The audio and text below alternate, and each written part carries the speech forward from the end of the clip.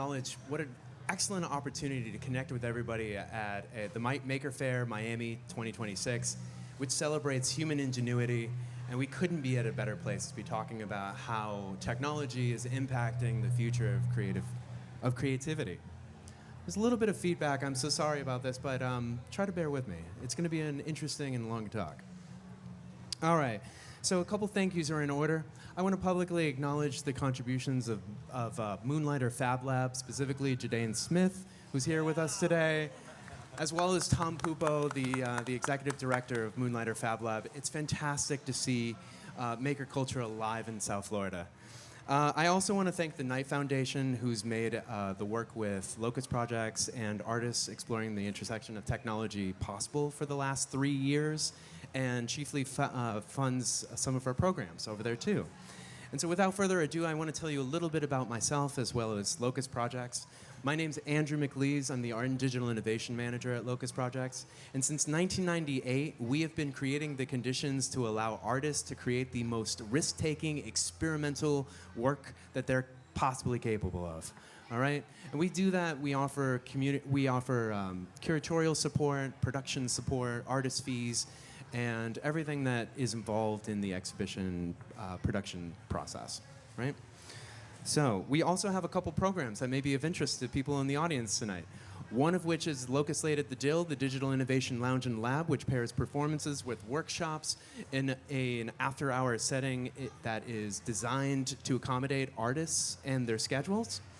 All right, and also our Locust Art Builders Lab program, which is a 5-week intensive intended to put 30 Miami-Dade school students together in a collaborative art-making exercise that culminates in a public exhibition at the end of the program.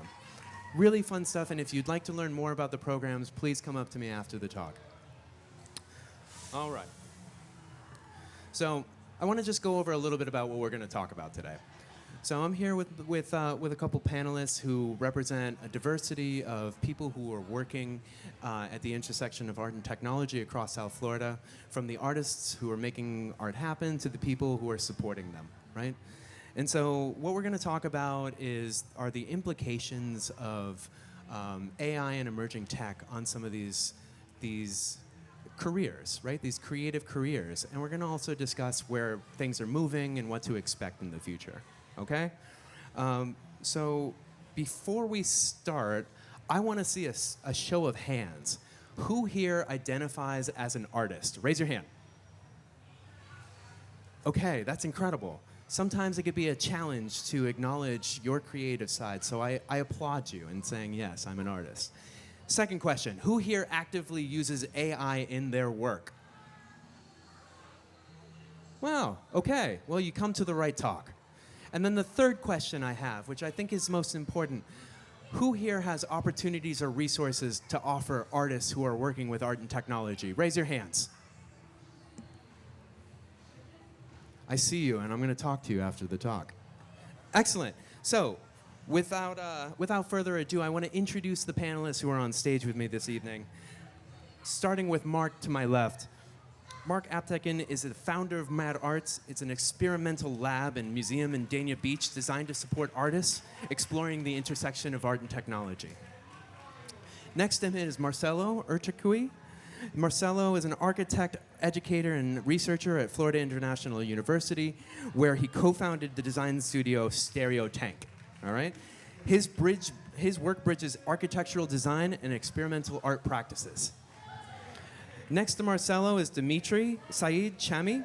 He's a transdisciplinary artist, writer, and cultural producer whose work spans installation, performance, and design to explore what systems reveal when they are built and broken. He serves as the research associate and co-founding faculty member at the Radcliffe Art and Design Incubator at FIU. And finally, there's Nika. Nika Dokshenko, aka VJ Chrolik, is a spatial experience designer and VJ whose work explores the symbiotic relationship between nature and technology. Okay. So to get started, I want to ask all of the panelists a pointed question. This will kind of lead into a broader exploration of art and tech. So let's start with Dimitri.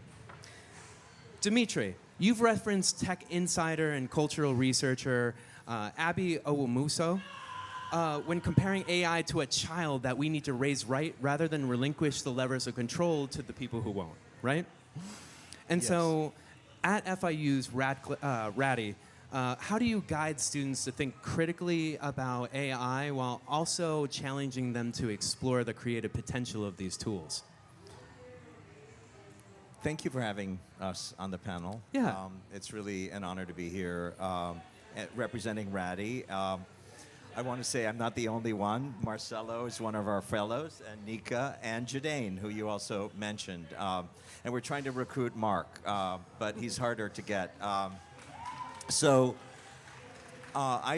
mentioned Abby Awosumo. I discovered her on Substack, and it's really hard to sort of frame what she represents in terms of my understanding of AI, except to say that she focuses on the technology as something relational, not transactional, not extractive.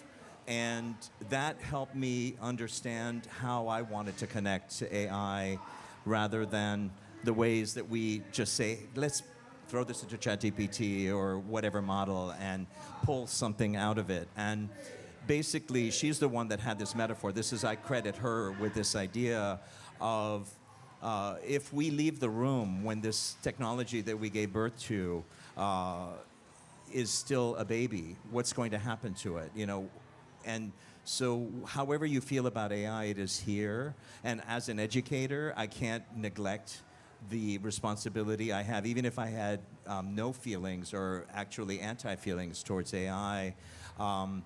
I would be unable to do my job if I didn't engage with it, right?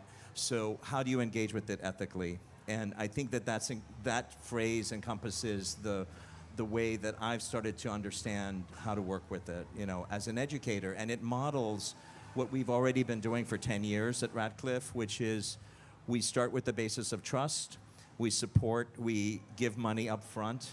It's like a grant, essentially, to be part of our program. It's competitive, and then they work on their projects, and we build a community together. I always say, the cohort is just a number. We have to build it. You have to build it, and it's a circle. And so I've started to understand that my relationship personally with AI and in the community, and at Radcliffe, we don't have any restrictions. Like you might have restrictions at other parts of FIU where grades matter. We don't grade. That's another way that we extend trust to our students. What they're there to develop projects that are meaningful to them, that are not about that transaction of I'll give you a letter or a number if you do this kind of work. So we are really putting trust in them to develop their own ideas, and we're there to support, challenge, and platform them. So this idea of a child is, we all have a child, right? We're all still trying to learn and develop as artists, as people. And this technology that is so consequential to the planet, that could be planet ending if we do it the wrong way, we have to raise it right. Thank you for that. And I want to turn to Marcelo as somebody who's an artist practitioner actively using AI in your work. We were really, really grateful and honored to welcome Marcelo to Locust Projects just recently to perform a new work called Paralogicus, which is essentially custom interfaces that are made using ChatGPT version 4.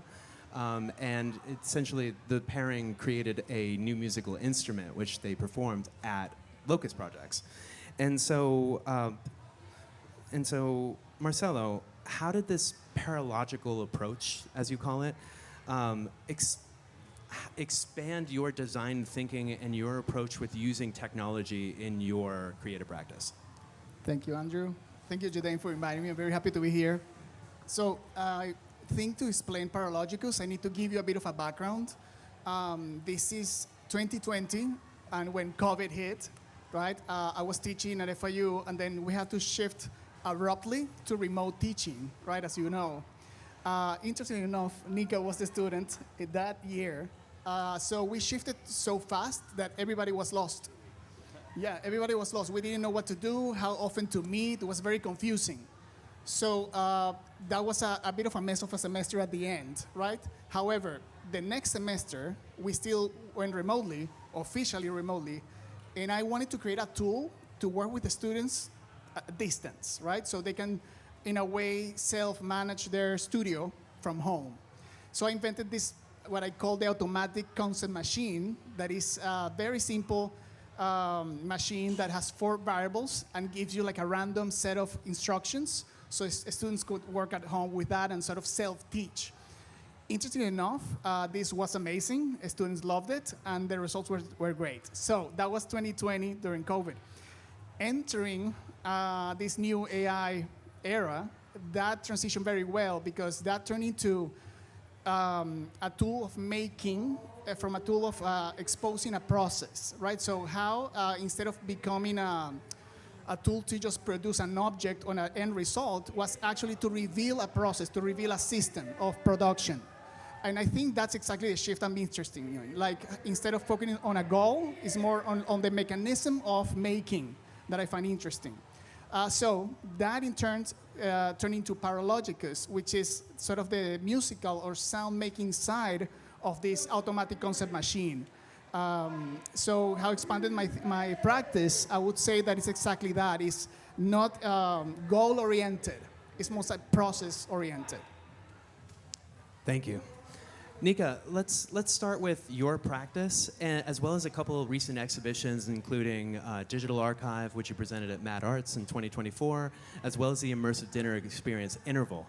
Tell me a little bit about your background, a little bit about your practice, but also how these exhibitions came about happening in the first place.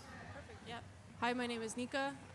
It's very full circle for me to be here, considering Marcelo, again, was my architecture professor. I had Dimitri as my FIU mentor, and then I had Mark as my sponsor and mentor at Mad Arts Museum. So this is very cool to be involved in the conversation. So my background is in architecture, and I worked at a company called Art Tech House, where I learned a lot about audiovisual exhibition and installation, which then led me into VJing, so visual jockey for concert LED walls. And today I'm creating immersive exhibitions and installations with the help of all of these people here. I think Digital Archive came from a very personal place for me. It was based on this concept of seasonal nostalgia. And basically, I came to the Mad Arts Museum. It was during the Small Press Fair.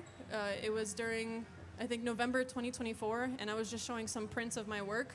And I didn't have any expectations, and I brought Mark to my table just to show some of the floral point clouds that I'm doing, because I 3D scan live floral arrangements, and then I turn them into digital 3D models that then rotate.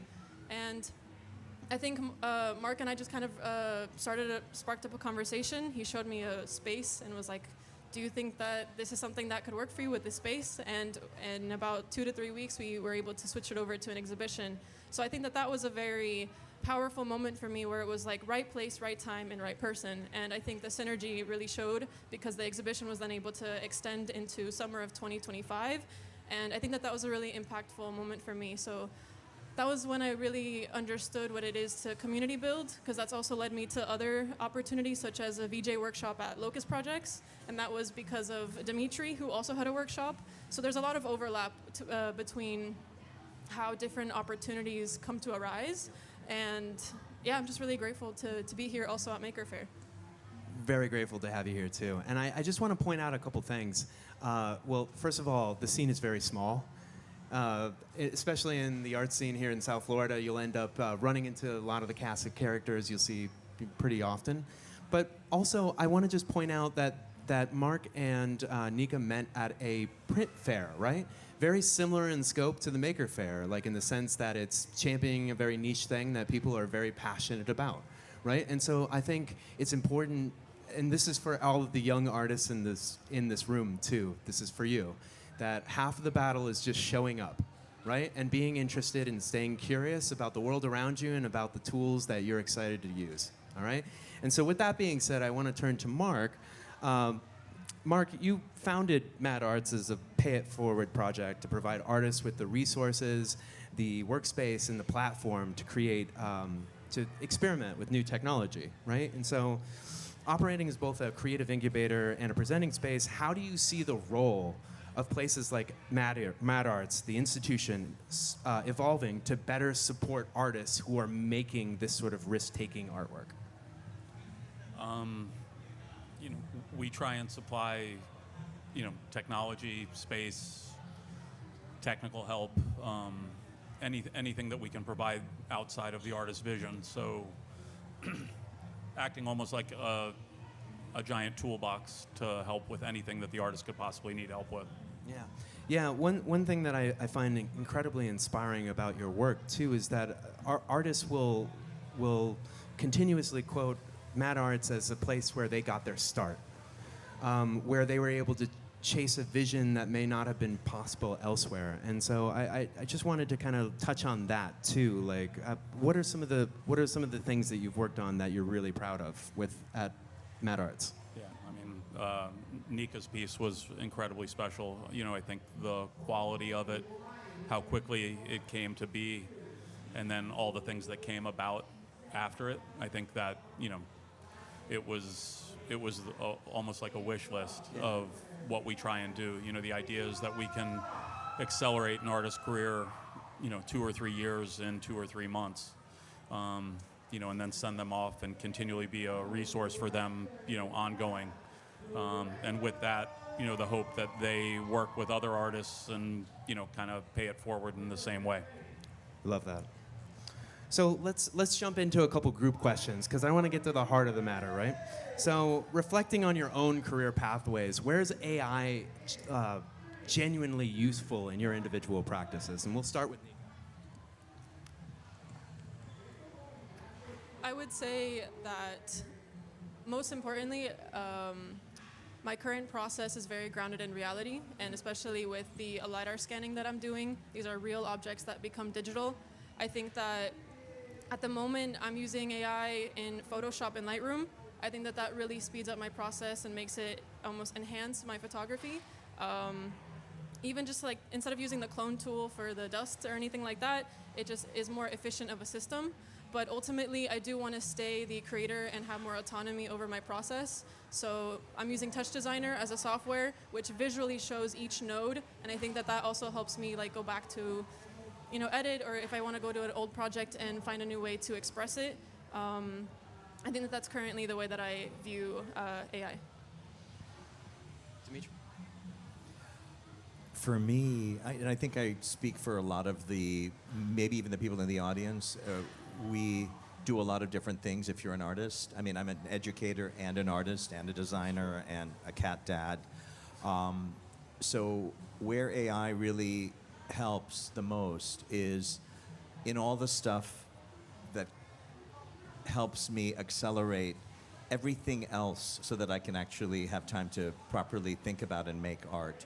And it does factor directly into the art making as well, but the biggest function is just that ability to clear the decks of all of these tasks, these bureaucratic obligations that we have to do, whether it's as educators or if you are, so really the right word would be scaffolding, right? I was on a panel, moderating a panel at Ulite with Melissa, who's in the audience, where the topic of what ownership exists. You can't copyright pure AI output. The Supreme Court that's the current standing. So from that, if you work backwards to where the contribution of AI is de minimis, meaning it's support, it's scaffolding, but the creative ideas are yours, then you can copyright that. And I keep that in mind when I make work. There's so many ideas that I have that have nothing to do with AI, but that AI can help make happen. So it's a kind of a weird balance where it's incredibly powerful. In my case, mostly in the scaffolding, language, organization, data, files. There's a piece of mine that is on my slide deck that shows, it's called Blank American Blank. I first did that piece before AI, and it had 129 triplets of words, blank American blank, that I had curated myself. And when AI came out, I just threw the idea to the chatbot, and I said, what other combinations have I missed? And it came up with maybe 200, and I withered that down. I mean, an additional to make the total 200. and I curated that down to 190. So now the piece is different the next time I make it. That's a kind of scaffolding that I find very powerful. I don't have to spend weeks working on that, and I can create a new version of a piece. But the heart of it for me is still important, that it be kind of from in here.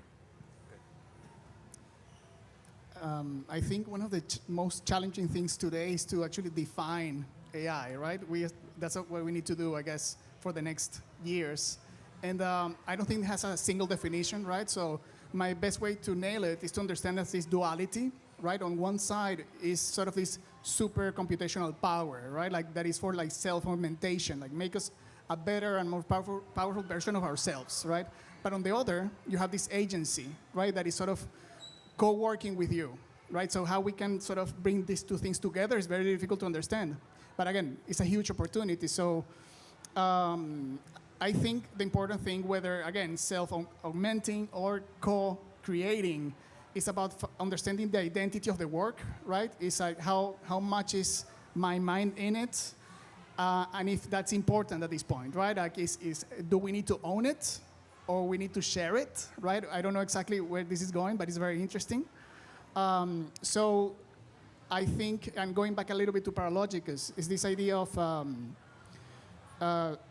creating more than the work is the tool, right? I think AI is so powerful creating final results, images, that right now the game changed, right? Like it's no longer about the perfection of the image. Right now it's what does that image mean? How you get to, what is behind the image, right? So, yeah, that's where I am right now. No, thank you.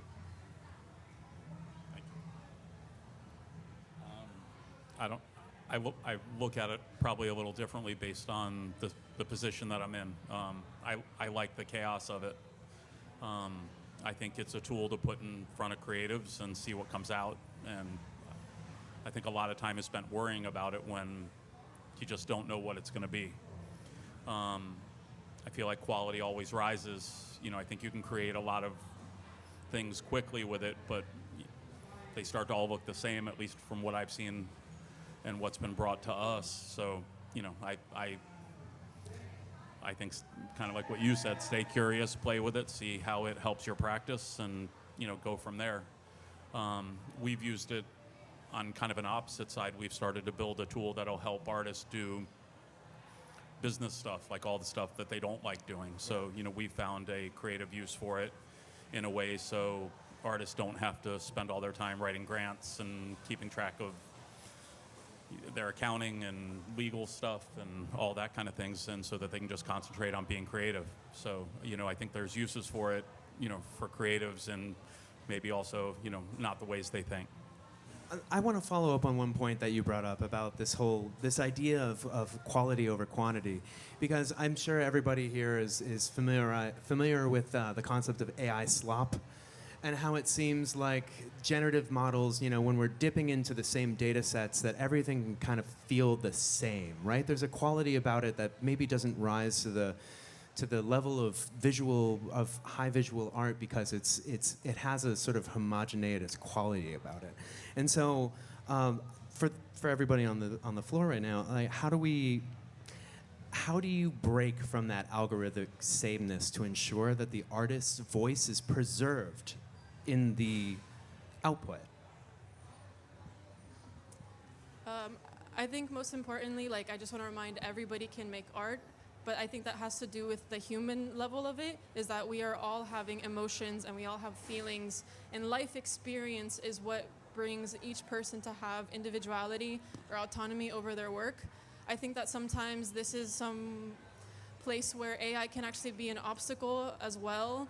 I think there's a beauty in spontaneity and having fun and having an intuitive flow with your process, and sometimes already knowing what your prompt is going to be and creating a certain expectation, or already knowing the end result can sometimes feel boring or maybe not as interesting as challenges along the way. I think architecture has made me very malleable. I think if you're relying too much on one tool, that's, you can do that, but a true creative will find another tool and find another way to follow through with their process. I just recently started a jewelry studio with my friends. Shout out to Meadow. And I think it's very cool to see the cross-disciplinary practice that I'm coming from architecture, going into visual arts, going into live concerts. Even the piece today that I'm presenting, Signal Flow, it's a collaboration between my VJ background, but also my audiovisual, and it's really interesting to see how the kids are interacting, and that's already inspiring other artworks for me.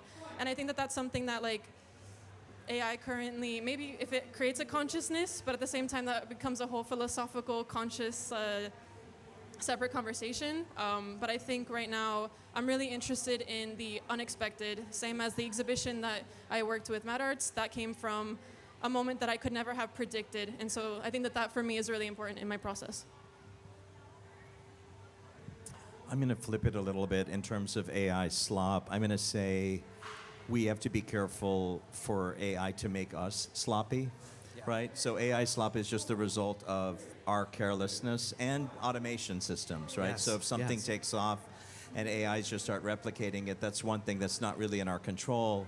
What is in our control is how we relate to the technology in a way where we're not relying on it for things that humans should be determining. I'll give an example that's close to my heart, although it doesn't affect me directly because we don't grade at Radcliffe.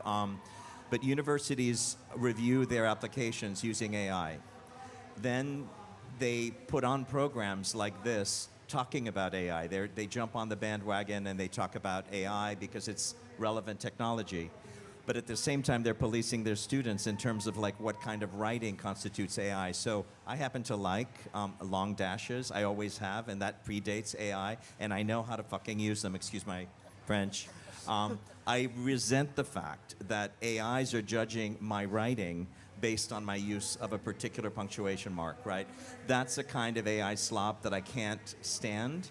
And we have to resist the idea that somehow we give up our agency to these systems. So university can't really have it both ways. They can't be reviewing our applications using AI and then penalizing us for using AI. Like, if I stand behind these words, whether they were written by AI or not, we have to figure out other kinds of literacy. Thank God I'm not an English composition teacher. I'm speaking from a completely different place. But I think the other thing is I read an article where students that are doing credentials at universities remotely, which the universities created to create new sources of revenue. They're racing through them in months because they want the credential, and that's what the university was promising. And the university said, wait a minute, you're supposed to take 2 years to do this. You're doing it in 2 months or 3 months. That's the system eating itself. We've got to reinvent the ways that we use technology in a way that prevents us from being sloppy ourselves. I think echoing a little bit, Dimitri, I want to share something I heard from a young current philosopher. He's called Peter Wolfendale. And he brings this idea of the relationship between automation and autonomy. And I think it's a very interesting point because on the one hand, automation, we're already very clear what it's about, but then autonomy is about exactly this idea of like owning your work, right, and the data set behind what you're doing. And that goes even beyond the production of the database of what you're using. It's actually social media and the internet, right? Like all this data, big data, that how we can own it, bring it back, right? Like we don't own our data anymore. So that's the sort of the side of the autonomy that how we can work it out. Like, do we need to have our own servers to own our own identity? So I think that's a very interesting to think about. We've seen it in a lot of different ways. We see it used, I guess, in a sloppy, quick, easy way in some of the presentations that we get that you can tell were just done with AI. Then we see it used as a tool to speed things up. Like we just received a presentation for a traveling show that we're trying to do where they took the floor plans and their work and they built a really good rendering model using AI, which helped bring. You knew exactly what you were going to get before it's even in the room, and it really helped accelerate the talking through of it, even down to the builders who are building the room. You could give them a really flushed out quick model that was easy to use. So, I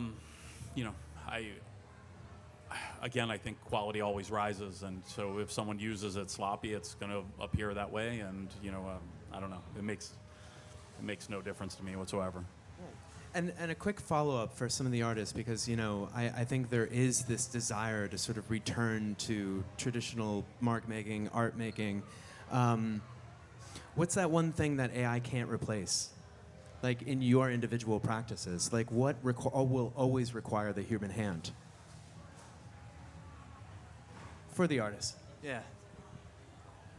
Well, I think what comes to mind right now is floral arranging. I honestly, sometimes I'll stare at it for like, I don't know, maybe 10 minutes to try to come up with an arrangement that feels good, but it's just like an intuitive notion of what feels right, and I don't know how to sometimes verbalize it into words. Same as like someone can start dancing and they could just start showing whatever moves that they can because it like is a feeling inside. And I think, I think especially with AI, someone's experience or professionalism will show through even if they're using it. I think even artists like Bjork and Imogen Heap, they're using their own vocal stems to be able to create compositions that will feed back into their own recordings, and then they're basically collaborating with themselves. And I think when you're using your own data set, it's a little bit more ethical towards consent with AI, and I think that is an interesting, perspective on it. But I think for the moment, I'm really interested in what can it not replicate, such as those moments when it is like an intuition, because I don't know how to quite verbalize, when something feels right. I agree with Nika, and I'll add that for me, I'll mention Nika actually because at her Locust Projects, I was working on a project with Apollo, Pioneer Winter Collective. I was just hired to do that, and had to build the whole tech stack for that. And it was her demo, her course, her workshop on Resolume Arena that gave me a whole new relationship with video. And that led me to become a baby VJ. I've done a couple of gigs. In fact, Nuria Richards invited me to do the Moonlighter event if it had been possible, and that's only because of the technology, but also the idea of actual presence is something that AIs don't have, right? They don't have it in any way, not philosophically, they're not embodied. They don't really have that at all. And when you are in the room making something happen live, or you can actually show your process, people want to know how you made something, and that won't really change. Really, so if you're just looking for the result, then it may not matter. But as long as people care about how things come to be in an embodied way that makes you feel something as a human being, then AI won't be able to. I mean, you can have robots pretending to act like us, but they're still not human, right? At that point, so I think that idea of presence, performance, real connection, physical connection around art making and artifacts is going to, and those artifacts can actually be partially AI generated, fully AI generated, but if they're not people actually interacting with them, then it has no meaning, really,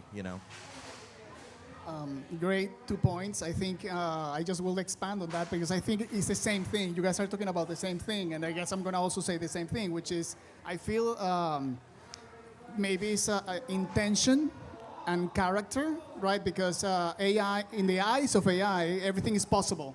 It's just pure potential, right? So it's up to you what to do with it.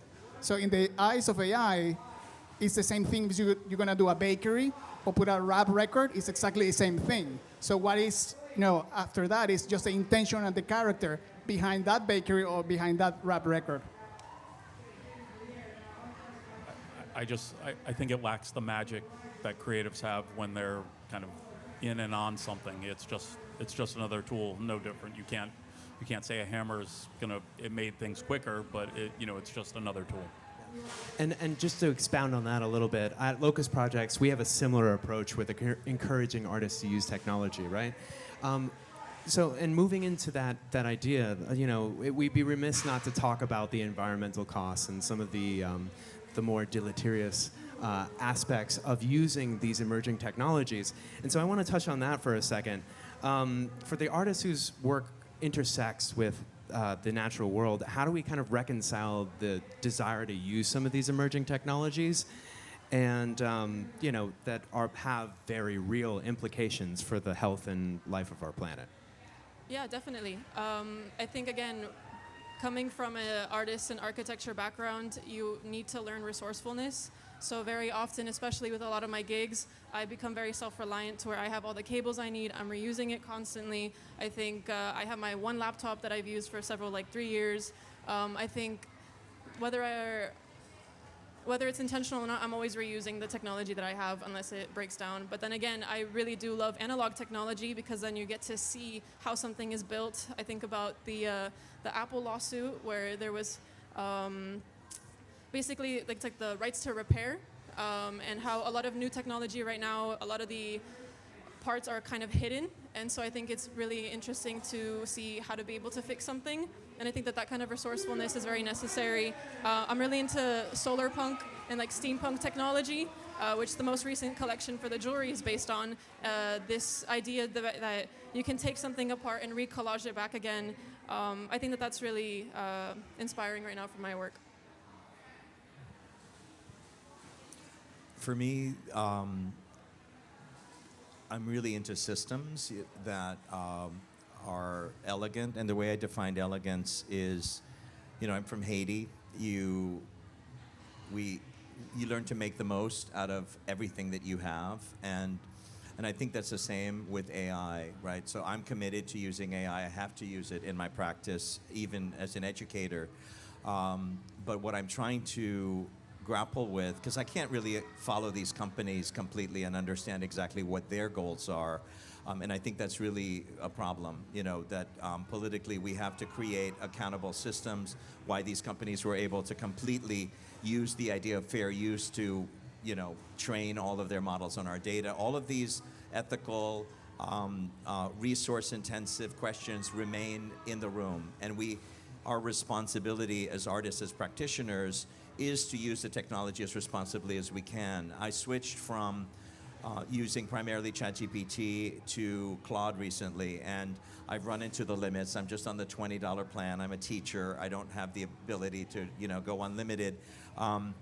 But I actually really like the fact that if I wake up at 3 a.m. and I talk to Claude for an hour, it says, this is one of your night pages. Maybe you should take a rest now. Or you've run out of session minutes, right?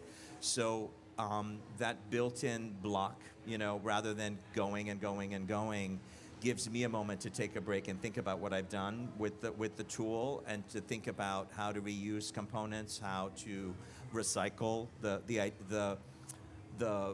techniques and the scaffolding that I'm trying to create in my practice to be more efficient.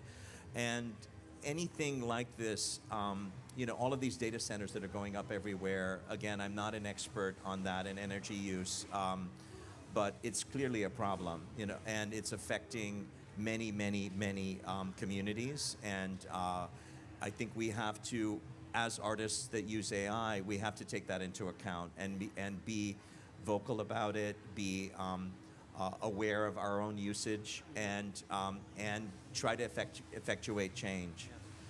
On the topic of corporate extraction, I came across this really great quote one time that said, first they came for the land, then they came for our attention. And it's this analogy between colonization of the land and then colonization of the mind, and it being corporations, number one priority to extract as much of our attention from us as humanly possible in order to turn a profit. Right? And so that I see as also being a pitfall of using some of these technologies, especially ones that lock you into predatory subscription models and whatnot, So, Marcelo. We got to the environmental part, right? So I think it's very, delicate and touchy subject, but I have the feeling that we need to see both faces of the same coin, right? On one side, you can think that no, I'm not gonna look to the other side, but because that makes me a hypocrite, right? But I think it's actually the opposite, right? If you don't see that side, you are the hypocrite because you are not really considering what is something that is there and is going to be there forever as well. So yeah, I think what is that exact balance of use and environmental preservation? Perhaps, and again, not that I have the solution, of course, but maybe it's something about using the tool to produce that answer or that solution that we need to achieve, right? So it's a bit of an acceleration situation, but is it our only choice to really just use it as the lens to solve the problem? Hopefully. I don't know much about the environmental side. That's not a sword I'm willing to fall on. It's every time there's a new technology or a new something, there's problems with it, and then there's solutions that it causes. I have nothing really to say on it at all. Totally, but let's shift then to, because Mark, you've been somebody who's worked with so many artists at this point, and like I mentioned earlier, a lot of them get their start with you. And how do you go about exposing artists to this new technology, and how do you get them to think creatively about maybe the tools that you have to offer at a place like Mad Arts? Generally, we take them through and show them all the things that we have and show them things that we've done with it, introduce them to artists that we've worked with or artists that we've admired and seen their work that feels relevant to the work that they're doing. Sometimes it's not relevant at all, but it's just interesting, and we tend to, a lot of the people we work with, we end up having long-term relationships, and we share things that we come across or things that we've seen or heard about, new things that we've gotten and played with, and share the results. So it's community in its kind of purest sense. It's just, you play and then you share those findings. Yeah, and it occurs to me that this panel today is a great demonstration of what community looks like in practice, too. We've all shared experiences. We've all provided each other opportunities. We've all been a part of this journey together. And it's so good to have everybody on stage. So I want to pivot now to looking ahead, right? And thinking about the real creative potential of these technologies that we're using. And so, looking ahead at the emerging career pathways that are on the table at the moment, whether it's UI and UX design, coding, spatial experience, what aspect of AI do you think is totally overhyped right now? Let's start with the overhyped. I think a lot of social media content right now. I've honestly stopped looking at Instagram as much now. It makes it really difficult to just enjoy the things that I actually follow. Like it'll show so many advertisements or suggested posts that I never wanted to see in the first place. I want to see who I'm following, and that's it. And I want to be able to log off. And I think this really repels me sometimes from using social media. I think there's also just like a oversaturation of, again, AI slop, but also just, it doesn't even have to do with AI. I think it's just slop in general. And I think that this also is very off-putting because, again, I don't think that just because you produce a lot of one thing makes it quality. I think, at least for myself, I really want to be able to study, research, and understand what I'm working on, and then create something intentionally, and then release it, which is what I've been doing with a lot of the projects. So this is like years and years of building on one idea, and I think, this pace of having everything to go faster, it puts a big pressure on a lot of people, and sometimes it feels a little bit overbearing, I think, especially for artists that want to be able to sit with themselves. I'm going to go back to my favorite person, Abby, on the subject. By the way, she's ex-Apple, ex-Google, ex-Meta, so she knows what she's talking about. But I think the overhype is actually AI itself, the word AI. It's not artificial, and it's not really intelligent yet. And if it is, it's mimicking our intelligence. It's just putting a technological wrapper around it. So the whole thing is overhyped and is a bubble. We're not anywhere near close to AGI. And it's funny how this is supposedly a generalized tool, but what I see on Instagram is 1 million ads pitching me some new version of AI doing something, right? Like it's constant, that barrage. So I think the economic bubble around it is the worst, example of what happens when these technologies take off. Not different from the NFT bubble, except that and I couldn't do the NFT thing. There's a quote of me just raving about NFT before I'd even minted one, and the reason I couldn't mint one was that it got more complicated. These contracts kept getting crazier. It's like you have to have a contract, you have to write the contract. The contract requires a special code, and that seems to be happening with AI now. You can't prompt something normally anymore.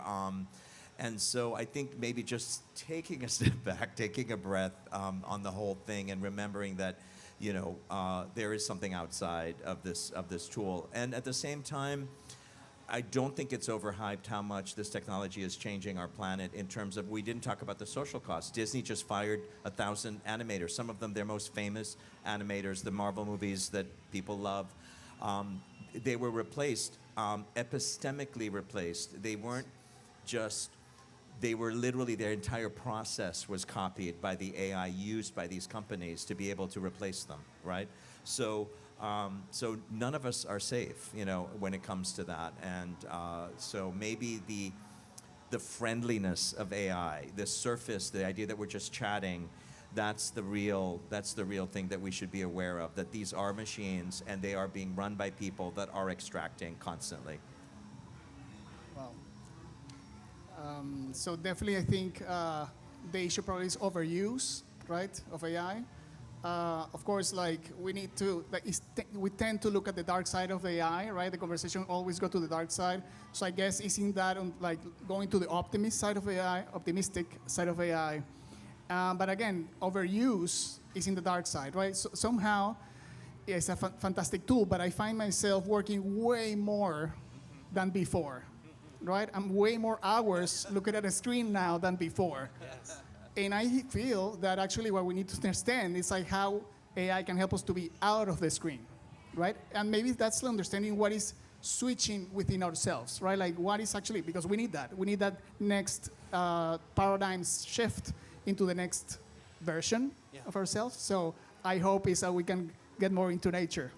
There was a preoccupation at the turn of the 20th century for, imagining a future in soft science fiction that enabled humans to just be leisurely, right? It's been a preoccupation of people who have the resources to do so, but there was a real time and place where we were thinking about how these sort of emerging technologies could free us to do the things that we want to do more often, as opposed to getting us stuck behind the screens, and it almost seems antithetical to its actual, original purpose, right? And so, Mark, would you like to comment on that too? Overhype. Yeah, I think,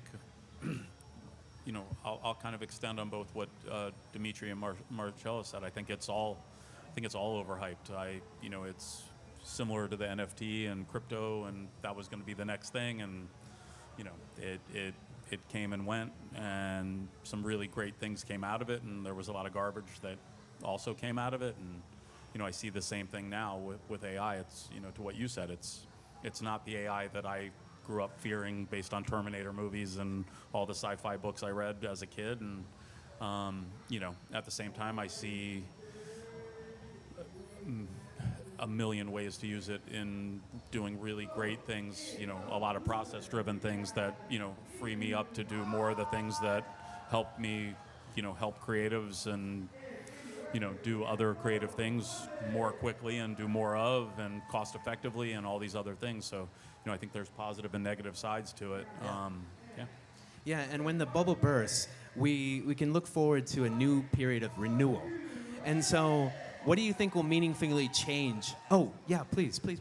No, I also just wanted to mention, I used to think that using ChatGPT for any type of therapy or any type of advice, I kind of now have this idea that imagine you're asking a friend for advice. There will be times where it will make mistakes. And again, I'm seeing a lot of vibe coding, and I think it's very inspiring. But I want to be able to just do like a little safety warning that it's okay for like a portfolio or a personal page, but do understand that again, it will make notes, it will make errors in your code, and especially if you're putting encrypted information about your, let's say if you have any personal logins or payment information, there are ways that create open, basically like open holes in your code that people could like override and like find their way through. So this over-reliance on the information that you're receiving, I think can sometimes be very dangerous. Same again with the therapy. I think there were some cases or studies where someone got really attached to their AI chatbot. There's people also like marrying them as well, but then sometimes the server will like disconnect and then the person actually experiences loss. And I think that reminds me of the movie Her, with Joaquin Phoenix and Scarlett Johansson. And I think that, I don't know if that's necessarily a warning or, a message from the future, but I think sometimes we really need our community, and I've really become an in-person person because of that, where I really want to be able to know my neighbor next to me, because that's something that AI, can't replace.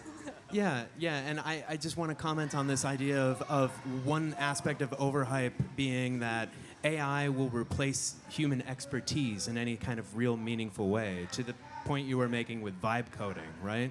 And hallucinating and bad code. It's like AI will never replace the work of somebody who truly meaningfully knows what it is they're doing.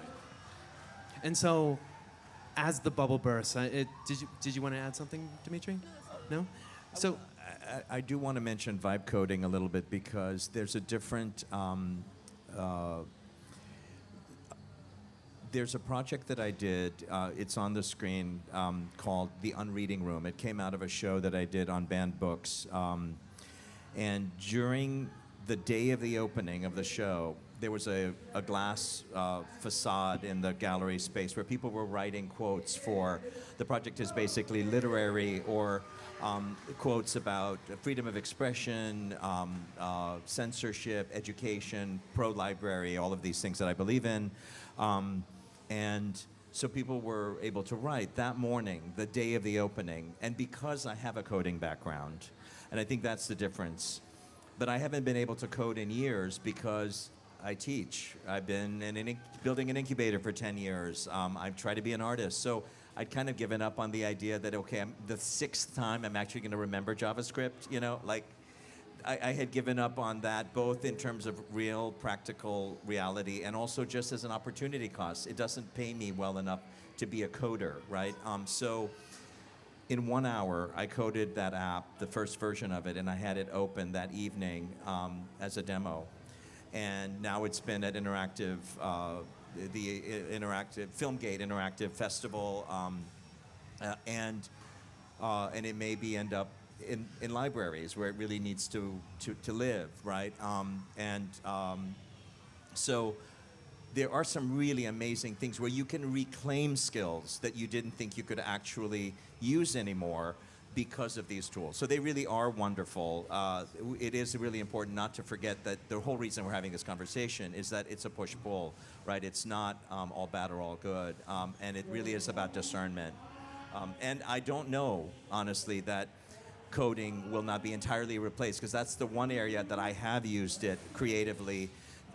For me, coding is scaffolding. It's a form of creativity, but no one will ever say, oh my God, that's the best coded app in the world. They just care about the results in that case, so.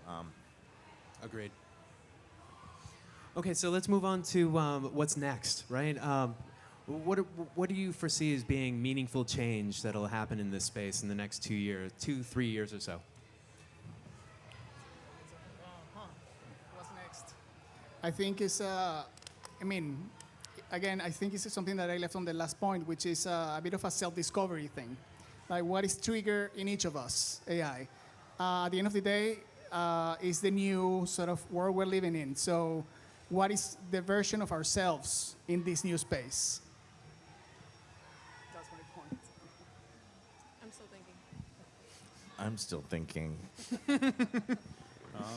Hopefully a bunch of amazing work done quicker, better, faster. I love that. The speed of modernity.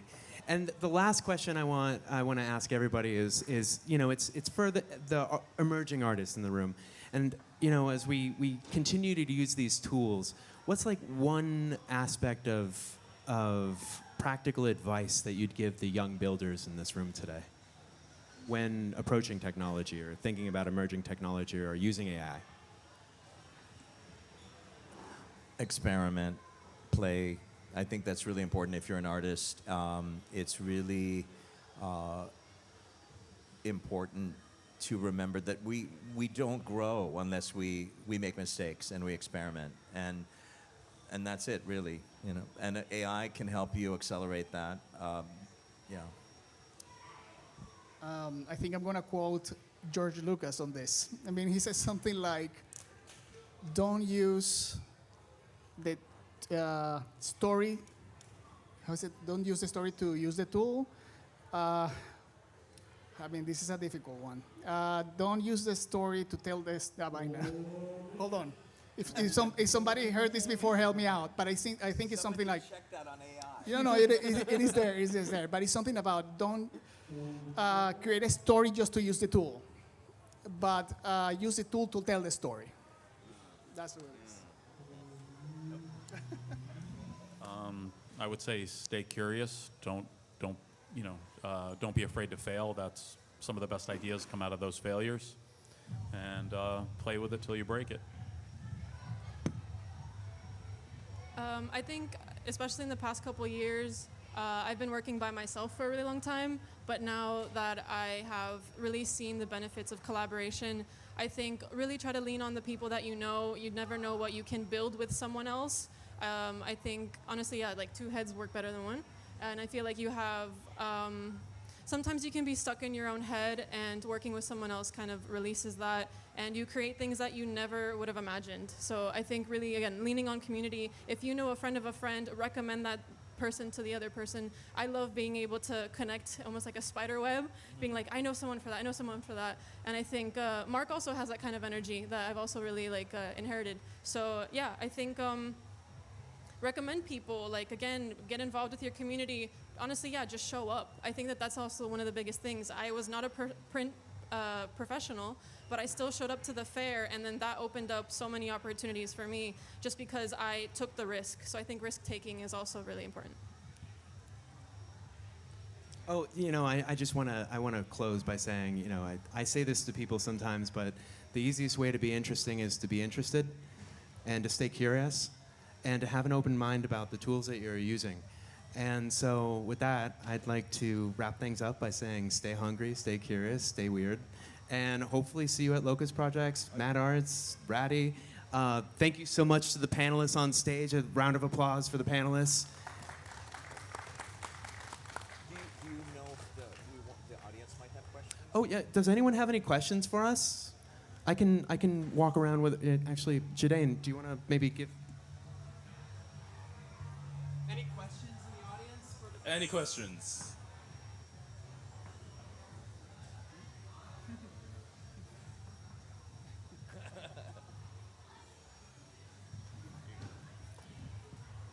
How do people go and collaborate with you on projects? Who should they reach out to, and what's the process? If you're an FIU student and you're in CARTA, and increasingly outside of CARTA, apply to the incubator. We're looking for our 10th cohort.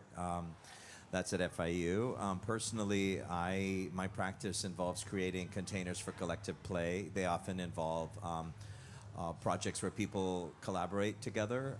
So that's very easy for me. You know, it takes a while to get these off the ground, but once they get going, they sort of accelerate, and AI is helping me organize that scaffolding.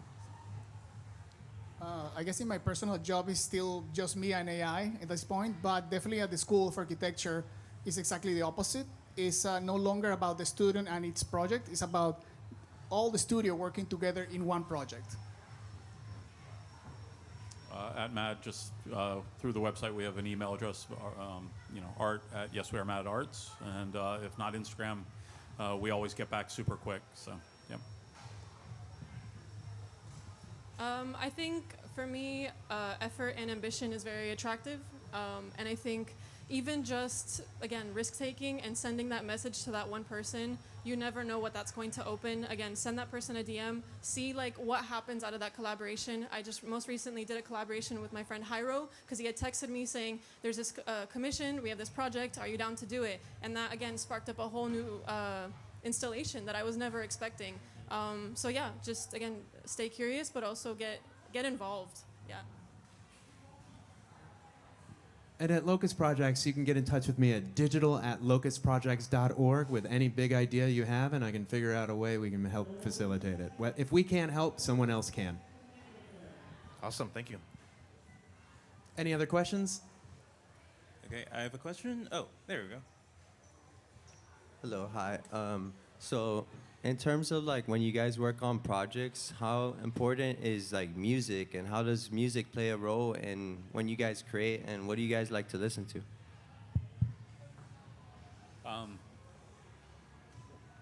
Music's like hyper important to all the exhibitions that we do. We always encourage the artists to do original scores and work with musicians and hire musicians to do it. We've started actually to work a lot with, we run studio program, and we're opening in Detroit, and we got involved with something called the Underground Music Academy, who with some of the founders of techno music and these sorts of things, and so we brought their students down to work with our students. So I don't know, music kind of moves everything, so it's hyper important. Well, we all know the amazing power of these tools making music, right? But at the same time, it's again like the image. It's so perfect that now what? And I think in my case, at least, I'm really into Japanese minimalism and noise music, which I guess is, irreplicable maybe, because it's exactly about that, about randomness. Yeah. So it's a beautiful thing to explore. I recommend it.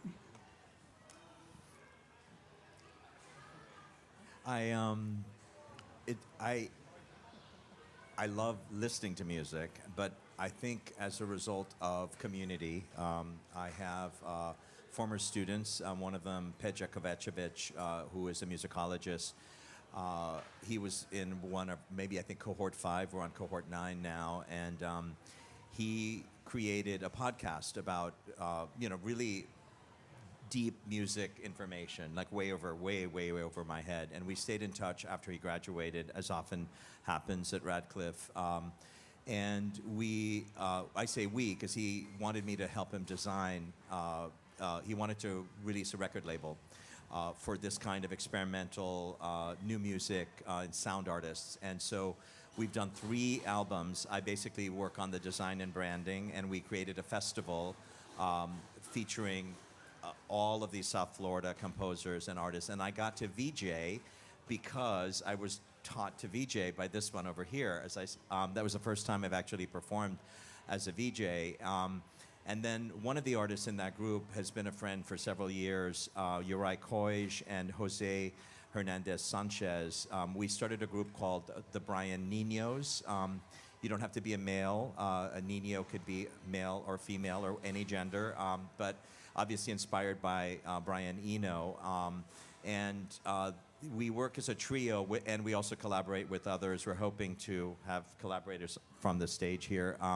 We've only had one release. It was in Europe so far, but I come at it from the visual side, but we exchange stations, so I'm learning how to make music, I'm learning to vocalize, and they said I've got musicality, whatever that means, because I have no idea what I'm doing. I think as an audiovisual technician, I can't do my job without music. Even when I was working at our tech house, my coworker and now my friend, Ty, was the first person to ask me to VJ for his band. And that literally just started in a backyard of someone's house. So it was very DIY. And I think, again, just getting more involved with the Miami music scene. Just recently, I did visuals at 3 Points with Grey Body. So these are my friends that I'm collaborating with, and I get very excited to be a part of something. I will also say music is very involved in my process, especially when I'm brainstorming or working on a file. I love long-form audio mixes. I think that that is what really helps me get into a flow instead of listening to a 3-minute song and then I'm like, what's the next song? No, I'm not really vibing. This really makes me feel like I can blend and melt into something. So it could be like ambient soundscapes, or it could be like dub techno. So it could be like 2 different vibes, but the intention and the creative flow just really comes out of that. Thank you. All right, so just to answer that question really quickly, because it's my favorite question to answer. I'm a musician and a sound designer, and I'll speak personally, and then I'll transfer to the organization Locust Projects. But I've been a part of our music scene since I was 14. I grew up in hardcore punk and extreme noise and stuff like that, and it's one of those things where it's like there were some people who were kind of running along the same lines who were thinking about the attendant values of contemporary art and society, and that became a really easy way to kind of bridge like my interest in visual arts and also in music. And so, I've been in bands for years, and that remains a preoccupation of mine because I think that as we age, too, creativity is incredibly important. Staying creative will keep you young. At Locust Projects, we invite interdisciplinary, acts. So, as part of our programming, we have Locust Late at the Dill, which encourages performances and workshops at the intersection of art and technology. And we've invited a lot of sound designers and artists who, work at an use interdisciplinary approaches to kind of create their work, right? Whether they're collaborating with movement artists or painters or people working in time-based media. It's just something that we prioritize over at Locust Projects. I mean, sound for me has never been something that is only worth taking at face value. I want to feel music. I want to experience it, and I want to understand kind of like the culture behind it and kind of what moves it forward. That's always been the thing that's been interesting for me, finding artwork at the fissures, the thing that don't necessarily fit into individual genres or disciplines. I find that interesting, and I find that there's a community of people who are helping move that conversation forward in a meaningful way in South Florida. And it's only going to get bigger as the density increases, like as organizations also decide to make this a chief preoccupation of their programming. I can't wait to see what happens, but just be aware that Locust Projects is thinking about this, and maybe in the future this is something that we will take on in a bigger way. Thank you. Mark is insisting that I tell you what band I'm in. I'm in Cavity. If anyone has ever heard of Cavity, that's a thing. Yeah. Hi, thanks for coming out here. So we've talked at length, or you have, about the very valid perils and pitfalls of using AI in your work. What, to flip that around, would be something you're excited about, of either for your process or specific art projects that you have in mind? I think, as I mentioned, on sort of the optimistic side, is what is the new me? That was what I was trying to convey, right? Like, again, what am I after the tool? Who I was before the tool, and who am I going to be after it? So again, yes, it's as simple as that. It's not the tool itself. It's this what transformed in me. I think I'm ready to answer the question about what's next. Just as large corporations are using AI to reduce their workforces, I believe that that's going to create a renaissance of independent creatives. We're talking about community, and community means community. It also means collaboration, in my view. And what excites me is the idea that really, I've always been a solo practitioner other than teaching. I've never liked the idea of having people dependent on me for their livelihoods. I just could not, handle that personally and be an artist. It's a personal failing. But I think that we will be able to have independent creatives working together, but really doing 10x what we could do before, or maybe 100x. I don't even know what the ceiling is, So that's very exciting, just in general. I kind of really like the inverse effect that's happening with AI, where a lot of people are going more analog. A lot of people are, again, connecting back, touching grass. I think, yeah, I think I'm becoming more involved with tactile objects. Recently, we had created a button that was made out of pure silver, and there's something about it that is so satisfying in my brain of like I have a physical object that I can hold. I think sometimes finishing a spreadsheet doesn't feel as satisfying. So I think, yeah. So yeah, I think making things like almost imperfect, I really start to value now. Like things don't have to be so clean or polished. I think there's maybe going to be a divide between like human-made art, and that will become its own niche market that a lot of people will gravitate to. So I'm just excited to see the conversation that comes from this integration of AI. I think because it's such a hot topic, everybody feels like they need to use it, but it's just not for everybody. It's not for everybody's work. It's not for, it just doesn't fit with everybody's practice. Where I do think it can be used is to get rid of the noise so people can concentrate on doing more and better creative. But it does fit in certain areas. So we work with an artist, a French artist that has a piece called, at MAD right now, called Oh Lord. And he's tapped a NASA satellite where it's generating, every 10 minutes it takes a picture of the sun. So he wants to do a version 2 of the exhibit that we have, where he's bringing those images in real time in a generative piece, essentially using those satellite images. He's utilizing AI for that. And so, you know, there's definitely places where it becomes a valuable tool to use, and I think that that's super exciting. And I think all the things that you don't want to do, it can really help get those out of your way so you can do the things that you do want to do, which is, I think, something that we really touched on before. So, yeah. You were asking about a specific idea. One of the things that I discovered in these early morning, like I wake up and I spend an hour with AI, I'd watch something on Instagram about a local gadfly that sort of investigates the commissioners in our local government, you know, for corruption and other things like that.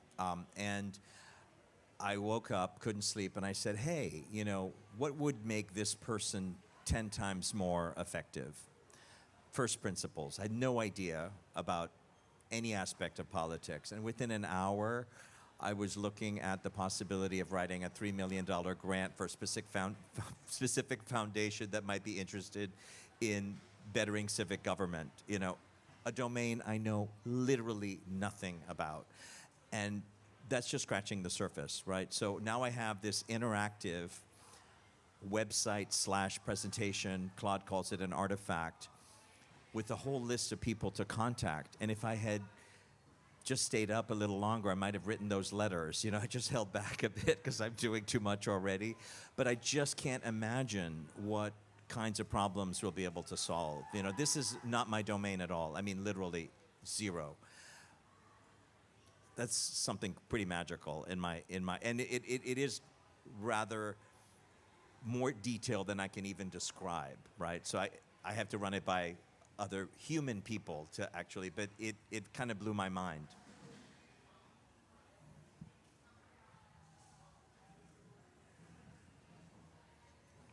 Excellent. Thank you. All right. Do we have one more question, or how are we looking? I think Okay, I think that's we're the done. panel. So I just want to say thank you to everyone for, what's that?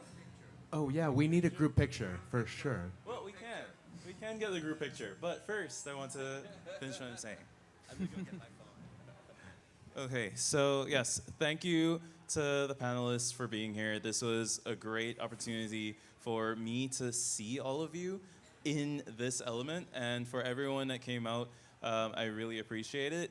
This has been a great talk that has been in my head for the past few months, ever since I saw most of them in one room the last time I saw them in one room, and I just heard the conversation and I knew that something special was coming out of this.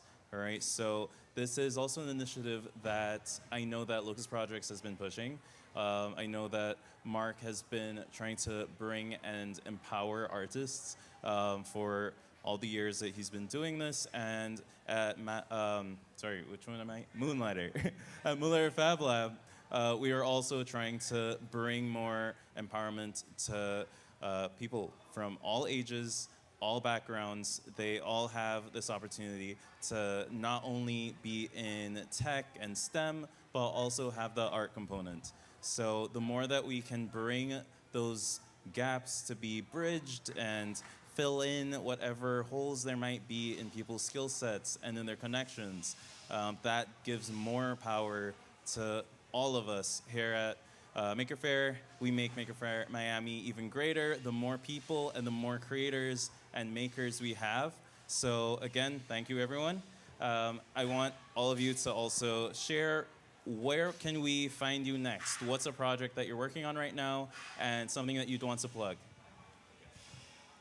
So, two big projects that I currently have is Chrolik. I create audiovisual installations and exhibitions. I have a really big focus on multi-sensory work that really allow you to ground yourself and find ways to slow down.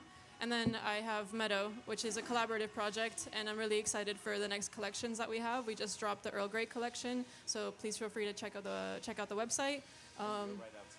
Yeah, and if you would like, we have booth 79 and 80, so please come check us out in person and being able to see our stuff. And yeah, thank you. Next Saturday, from 2 to 4, there's an opening at the Miami Beach Public Library right next to the Bass Museum called What's My Line? Drawing as Experience, that I curated.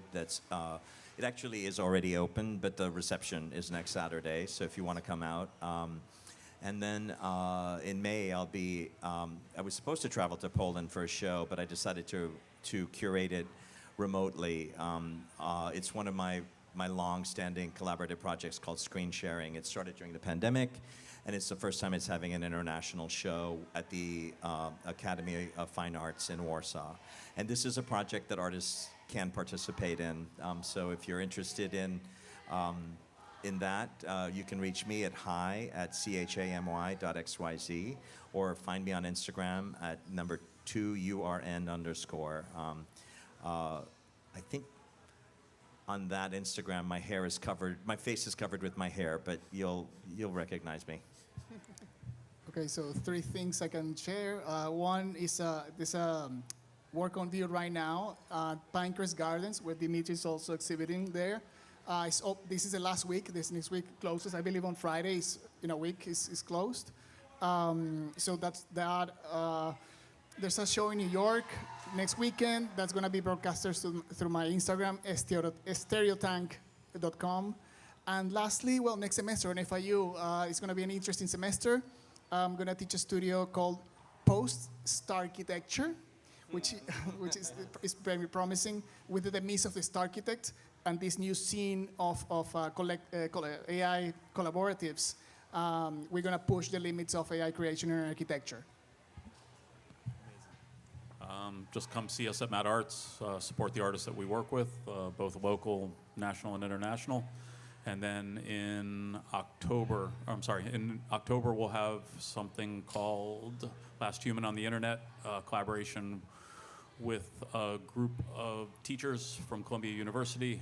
They do vibe coding, and it's kind of their version of a haunted house, but it's going to take over a big area downstairs. And then in November and December, we'll have a piece called Blur from Phi Studios out of Montreal. It's by far the best mixed reality thing I've ever seen. It's a 1-hour performance, including live actors, and it was stunning. Like, I normally don't get excited about things at all, but like, it was ridiculous. All right, and at Locust Projects, there's 2 things coming up. In May, we will have the season finale for our Locust Late at the Dill program, where I mentioned that we pair workshops and performances. We'll have educator Freshta Tusi conduct the workshop, which will ask us to reflect on our relationships with digital media by using live action role play to think about it creatively. And then the performance will be my friend and colleague, Roxana Barba, who will be conducting a performance based inside of a Discord chat. And then in November, I'm really excited because we will have a VIA Art Fund award-winning artist, Edison Peñafiel, showing at Locust Projects. And that is a project that we will be collaborating on with Mad Arts. So again, it's such a pleasure to be here with everybody on stage. I hope we have more opportunities to collaborate in the future. And thank you so much to Dane, thank you so much Tom, thank you so much to the Moonlighter and Maker community for embracing what it is we do. There's a lot of overlap in what we do. And we hope that at some point you'll be able to visit Mad Arts, visit Ratty, and visit Locust Projects and learn more. All right, so, oh, sorry, go ahead. All right, so links to all of their websites are on the Maker Faire website. Under Creative Futures, you can just go to Linktree and you can see all of their information. Thank you, everybody.